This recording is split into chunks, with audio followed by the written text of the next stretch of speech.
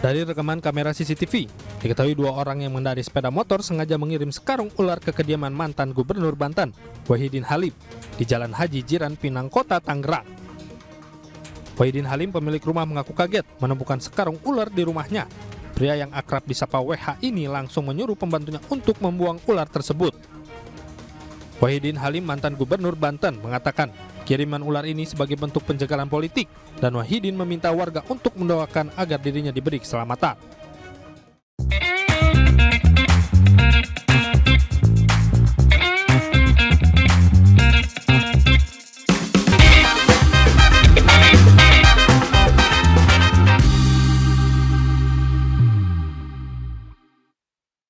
Saya sejak dulu suka mengkritik model kampanye para calon presiden yang biasanya jadul banget modelnya. Kampanye Puan Maharani saya kritik karena ngabis-ngabisin duit, bisa sampai puluhan miliar rupiah dengan pasang baliho di mana-mana. Dan nggak efektif toh, karena nama Puan juga nggak naik sedikit pun meski wajahnya ada di mana-mana. Begitu juga model kampanye Demokrat, PKS, dan banyak partai lain yang nggak berubah dari masa Orde Baru sampai sekarang gitu-gitu aja. Kalau nggak baliho, ya iklan televisi dengan pose tubuh dan janji yang nggak berarti.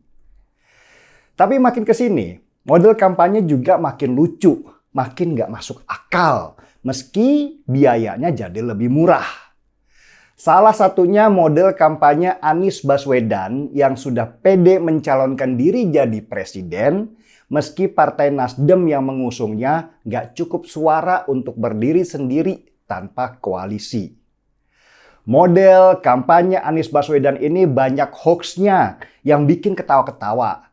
Ada nih, relawan Anies yang upload video keramaian orang menyanyikan lagu perjuangan dengan narasi seolah-olah kumpulan ribuan orang itu adalah pendukung Anies Baswedan yang datang berbondong-bondong ingin melihat pujaannya. Sesudah dibongkar oleh netizen, ternyata itu video waktu ada konser musik yang diselenggarakan oleh sponsor dan gak ada kaitannya sama sekali dengan politik. Gak malu lagi. Video itu terus ditayangkan di Twitter meski sudah banyak yang mengingatkan kalau video itu adalah hoax. Ada lagi model mempromosikan Anies Baswedan dengan konsep terzolimi. Tiba-tiba muncul spanduk penolakan kedatangan Anies Baswedan di mana-mana. Ada juga yang pakai tagar Anies Baswedan didukung khilafah. Terus segerombolan orang yang gak jelas asal-usulnya datang dan demo menolak kedatangan Anies Baswedan. Saya ketawa geli membaca berita penolakan Anies Baswedan itu. Ngapain ditolak Anies datang? Toh, dia juga warga negara yang bebas kemana aja di Indonesia ini. Apalagi ini bukan masa kampanye, karena Anies dinobatkan jadi calon presiden resmi juga belum dari KPU. Model kampanye ini disebut model PSRS, yang artinya pasang sendiri, ribut sendiri. Ya, bisa dibilang Anies sejak tidak lagi jadi gubernur sudah mulai jarang jadi bahan pembicaraan di media. Anies sudah bukan lagi media darling, karena dia sudah jadi orang biasa-biasa saja. Makanya tim suksesnya harus putar otak apa yang harus dilakukan supaya kampanye Anies ke daerah-daerah itu tetap dibicarakan. Bahaya kalau Anies nggak ada yang bicarain.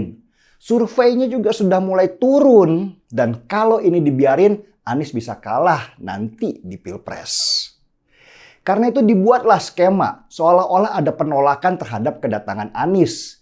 Padahal itu bisa jadi kerjaan tim sesnya sendiri supaya ada bahan pembicaraan di media. Itu memang pola umum dari kelompok oposisi yang bermain konsep terzolimi supaya mereka mendapatkan simpati. Dan itu juga sudah sering terjadi sih. Misalnya, ketika mereka ribut sendiri, ada yang membakar mobil Rizik Syihab waktu dia datang mau berdoa. Nggak tahu siapa yang bakar, tiba-tiba mereka ribut sendiri dan menyalah-nyalahkan. Ada intel yang tidak suka dengan Rizik Syihab dan mengancam lewat bakar mobil. Sampai sekarang juga nggak tahu tuh siapa yang dulu bakar mobilnya Rizik, soalnya beritanya juga nggak meluas. Gagal deh promonya. Dan ini ada lagi model terbaru kampanye terzolimi yang dilakukan oleh relawan Anies Baswedan. Seorang mantan gubernur Banten yang sekarang masuk Nasdem. Ceritanya nih mau ngundang Anies datang ke rumahnya untuk silaturahmi. Tiba-tiba malam sebelum Anies datang, rumah si mantan gubernur itu dilempari sekarung ular kobra. Dan hebohlah mereka sendiri. Si mantan gubernur itu kemudian teriak-teriak ke media bahwa pelemparan sekarung ular kobra ke rumahnya itu adalah teror. Sebuah sabotase, sebuah ancaman yang membahayakan nyawa dia dan keluarganya karena mengundang Anies Baswedan ke rumahnya. Dan sesudah baca beritanya, saya ketawa lagi. Itu yang dilempar ke rumah si mantan gubernur memang sekarung ular kobra. Tapi ya itu, karungnya itu masih diikat. Ya jelas ular kobranya nggak bisa keluar. Jadi gimana bisa mengancam nyawa kalau kobranya sendiri masih terjebak dalam karung dan nggak bisa keluar? Ini kan nggak masuk akal. Kalau pengen lebih dramatis, ya nggak usah lempar sekarung ular kobra. Tapi cukup lepas 1 atau 2 saja ular kobra ke rumahnya. Nah itu baru mengancam nyawa. Ya mungkin karena yang ngelempar sama yang dilempar itu sama-sama takutnya. Akhirnya yang jadi korban ular kobra di dalam karung yang nggak ngerti apa-apa tapi dibawa-bawa ke Pilpres. Model kampanye beginian sebenarnya udah basi. Dan hanya dilakukan oleh pendukung calon pemimpin yang nggak punya prestasi. Karena nggak ada prestasi besar yang bisa dibanggakan dan diceritakan, akhirnya bikinlah sensasi supaya mendapatkan simpati. Polisi juga pasti bingung waktu dilaporin ada pelemparan ular kobra, karena nggak jelas motifnya apa. Atau mungkin memang ada motif pribadi, tapi nggak ada kaitannya sama Pilpres. Cuman disambung-sambungin aja biar heboh dan nama Anies dibicarakan lagi. Siapa tahu juga yang lempar itu suruhan tetangga yang nggak suka sama si mantan. Begitu banyak kemungkinan, tapi yang dinarasikan adalah bahwa pelemparan ular kobra itu adalah bagian dari kekejaman politik yang meneror Anies Baswedan. Lucu kan? Saya sih berharap mau kampanye silakanlah. Tapi jangan pakai cara hoax dan fitnah dong. Apa hoax dan fitnah itu memang bagian dari kultur pendukung Anies Baswedan? Kita tinggal ngopi aja dulu sambil menunggu drama komedi apa lagi yang mau mereka lakukan.